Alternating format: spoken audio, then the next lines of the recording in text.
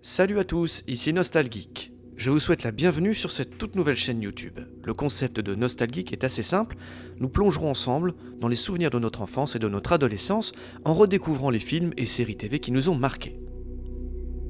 Chaque épisode proposera de revisiter une œuvre spécifique et je vous raconterai l'histoire de cette œuvre à travers des anecdotes sur les personnes qui l'ont portée ainsi que sur les événements qui se sont produits avant, pendant ou après.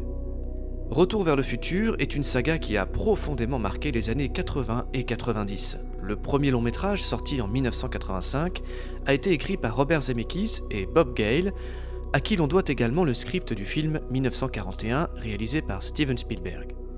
D'ailleurs, on retrouve à la production des aventures de Marty McFly le trio bien connu et très prolifique Steven Spielberg, Frank Marshall et Kathleen Kennedy. Bob Gale a eu l'idée en retrouvant dans le sous-sol de sa maison un ancien annuaire du lycée de son père. Il s'est alors demandé s'il serait devenu ami avec son père au même âge. Le concept de Retour vers le futur était né. Le modèle de DeLorean choisi, la DMC-12, évoluera beaucoup au fil des opus de la saga, présentant toujours l'aspect d'un véhicule en apparence bricolé et amélioré. Il est d'ailleurs à noter que ce modèle fut le seul jamais construit par DeLorean Motor Company et choisi pour les films puisqu'il présentait une apparence futuriste grâce notamment à ses deux portes papillons. D'ailleurs, la machine à voyager dans le temps devait être au départ un réfrigérateur, mais l'idée a été très vite abandonnée de peur que les enfants s'enferment dans le leur.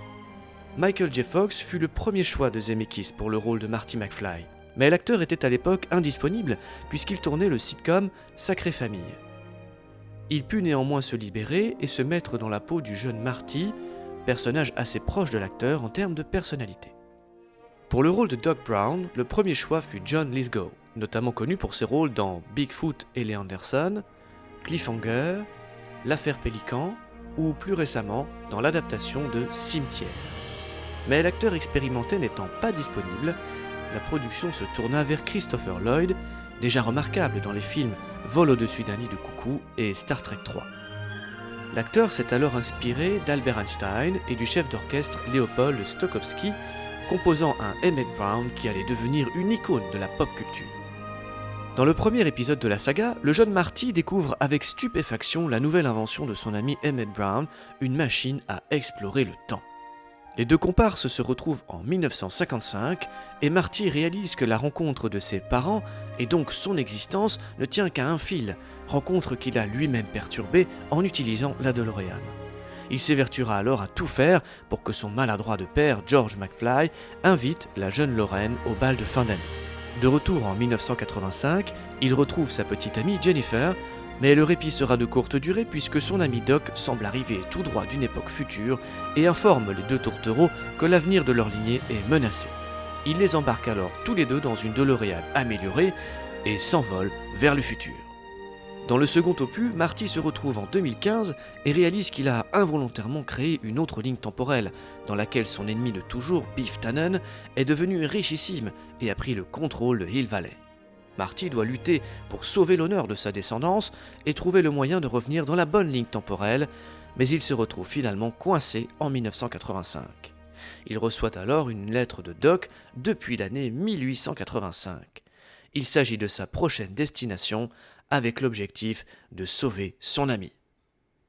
Le premier film de la saga a connu un grand succès au box-office, aux USA, mais aussi en France et dans le monde entier. Le scénario brillant, la bande originale détonnante, améliorée d'ailleurs par Huey Lewis and the News, et le casting parfait ont permis à Marty et Doc de se hisser au sommet. Presque 35 ans plus tard, ce chef-d'œuvre d'aventure nous a tous laissé quelques souvenirs impérissables. Les personnages sont tous très attachants, y compris les antagonistes comme Biff Tannen, incarné avec brio par Thomas F. Wilson.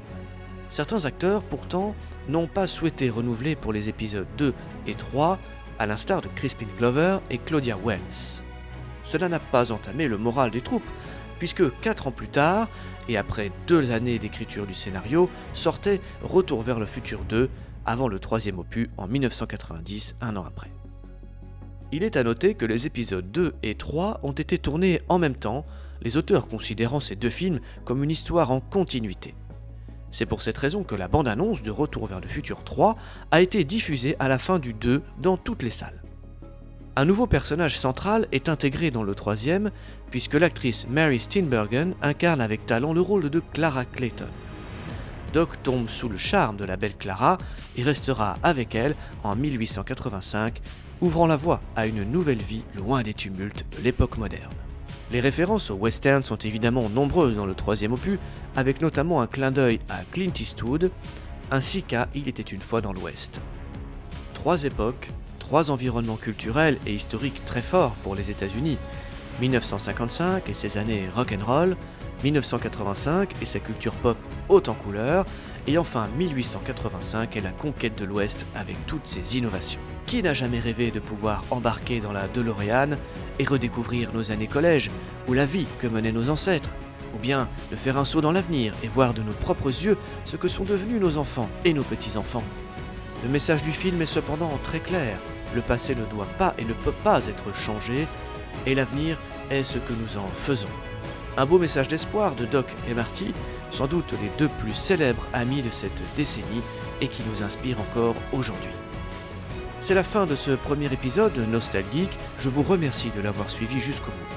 Si vous avez apprécié la vidéo, je vous invite à mettre un pouce bleu et un clic sur le bouton s'abonner.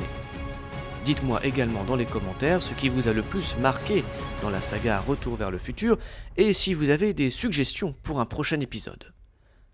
En attendant, prenez soin de vous.